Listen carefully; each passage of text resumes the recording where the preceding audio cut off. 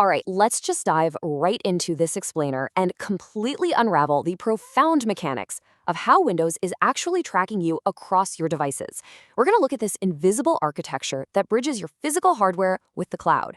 And specifically, we're focusing on arguably the absolute most critical privacy decision a user can make, the Microsoft account.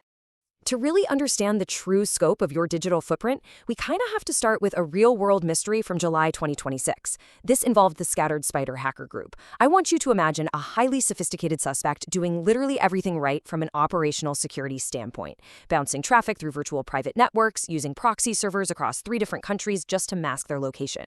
By all traditional networking logic, this guy should have been a ghost, but they were caught.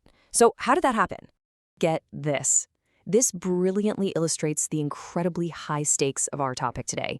The hacker was using a VPN, yet a hidden identifier tied directly to his Microsoft account gave law enforcement a complete time-stamped history of his IP addresses. It honestly didn't matter what network he was on, the operating system itself was keeping a ledger.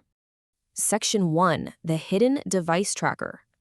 What's really fascinating here is the origin of this tracker. It's called the Global Device ID, or GDID, which is a 64-bit passport unique ID. Now, unlike your typical hardware serial numbers, like your motherboard's UID or your processor's ID, this identifier isn't actually generated on your machine. It is issued directly by Microsoft's cloud infrastructure at login.live.com, and then it's written back to your local registry. It survives Windows updates, it survives VPN connection changes, and yep, it survives IP rotation. Behind the scenes, there is a super efficient transmission chain making this happen. First, the Windows Live ID service contacts Microsoft to receive the PUID. Second, the Connected Devices Platform service reads this ID and actually registers it into Microsoft's device directory service graph. And then finally, the Delivery Optimization service continuously broadcasts it, right alongside your internet service provider, your city, and your country data. It's a highly efficient, multi-layered reporting pipeline baked right into the OS. Section 2. The Cross-Device Identity Layer. To put this into perspective, this invisible tracking pipeline isn't just affecting a small handful of power users.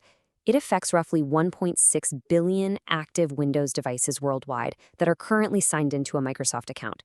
That is an absolutely unparalleled scale of data correlation. So, the crucial takeaway is this.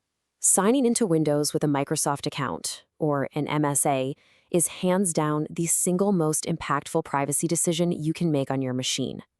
By signing in, you are basically baking a persistent cookie right into your operating system. It acts as this invisible web, tying every local, potentially changeable hardware ID straight to an unchangeable identity on Microsoft servers. Section 3. What your account enables.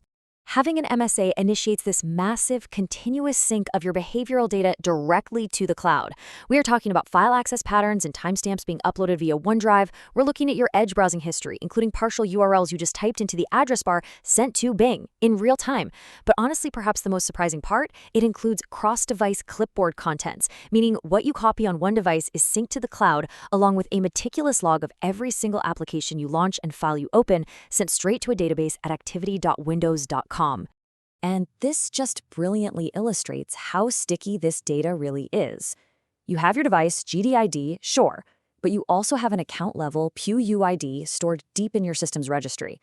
So listen, even if you completely change your hardware, say you go out and buy a brand new laptop or swap out your motherboard, this account-level identifier ensures that your entire behavioral history follows you the very moment you sign into that new device.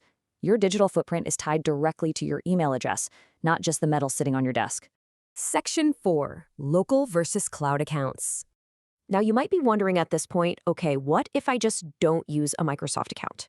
Well, that's a great question. A local account definitely acts as a significant privacy shield. It absolutely stops the most invasive behavioral syncs, but as the source material makes very clear, it is not a silver bullet against all forms of tracking. Comparing the two paints a really clear picture. Keeping a local account successfully prevents that MSA GDID provisioning, and it completely blocks the cross-device clipboard and browsing history syncs. But catch this. Even on a local account, the Connected Devices platform still generates an anonymous device GDID. Plus, your machine still continues to transmit immutable hardware identifiers, things like your machine guide, your CPU ID, and your motherboard's UUID, all through the required diagnostic telemetry pipeline that operates totally independently of your user account. Section 5, Mitigations and Hard Truths. So what can you actually do? The source outlines several layers of hardening. You can deploy network-level blocking, which is basically the most durable method. This involves using DNS sinkholes, like a Pi-hole or AdGuard, to block telemetry domains like vortex.data.microsoft.com. Power users can also use community tools like the open-source NoGDID PowerShell toolkit. That actually severs the transmission lines in the registry, so the device literally cannot re-register itself. But here is the hard truth we must face, and it's a vital takeaway from this entire explainer. These mitigations only stop your machine from updating its record. Think of it like a dam blocking a river today. It does absolutely nothing to evaporate the water that has already flowed into the reservoir, right? They do not erase the data that already lives on Microsoft servers. In the wake of that scattered spider case we talked about, the reality became incredibly public.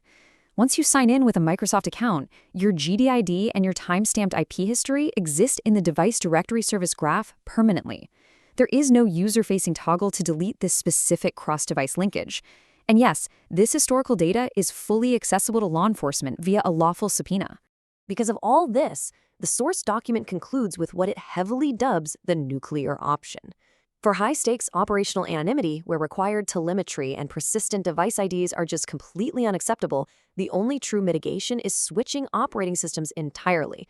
We're talking moving to Linux distributions like Fedora or Debian, utilizing Tails OS for network anonymity, or running Windows heavily isolated within a virtual machine where you can basically spoof hardware identifiers on every single boot. And that leaves us with a pretty critical question to ponder.